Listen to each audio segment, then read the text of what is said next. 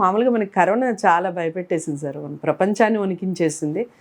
మన స్టేట్లో కూడా చాలామంది చనిపోయారు, ముఖ్యంగా సెకండ్ వేవ్లో చాలామంది చనిపోయారు.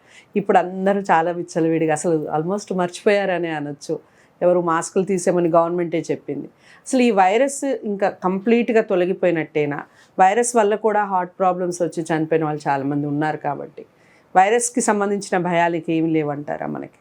అంటే ఇప్పుడు స్పెసిఫిక్గా కరోనా వరకు చూసుకుంటే దానికి మనకి ఆల్మోస్ట్ 100 ఏళ్ల ముందు దాకా ఆ లెవెల్లో పెద్ద వైరస్, ఇంతమందిని ప్రాణాలు తీసే వైరస్ మనకి లేదు. కాబట్టి కరోనా ఒకటి మన ఎక్కువ ఇబ్బంది పెట్టింది. అది కూడా ఎందుకు వచ్చింది? అది యాక్చువల్గా జంతువులకు ఉండే వైరస్, బ్యాట్స్కి, గబ్బిలాలకు ఉండే వైరస్. అది మనుషులకి జంప్ చేసింది సడన్గా. జంప్ చేయడం వల్ల ఇప్పుడు మన పాత వైరస్లకి మనకు ఆల్రెడీ ఇమ్యూనిటీ వచ్చేసింది. ఇది కొత్త వైరస్ కాబట్టి మనకి ఇమ్యూనిటీ లేక ఇన్ని లక్షల మంది చనిపోయారు. First point. ఆ తర్వాత ప్రతి సంవత్సరం రూపాంతరం చెందింది. ప్రస్తుతం 9వ జనరేషన్, అంటే ఆ ఎప్పుడైతే కోవిడ్ 2021 వేసుకోండి, దాని తర్వాత 9 జనరేషన్స్ దాటిపోయింది వైరస్.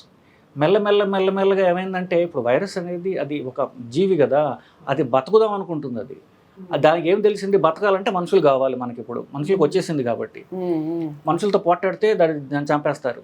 సో మనుషులకు ఫ్రెండ్లీగా మారిపోయింది అది. ఇప్పుడు మామూలు ఒక చలికాలంలో వచ్చే జలుబు, సర్ది వైరస్ లాగా తయారైంది. అది ఉంటుంది, ఎక్కడికి పోదు, ప్రాణాలు తీయదు. సో కరోనా గురించి మనం మర్చిపోవచ్చు.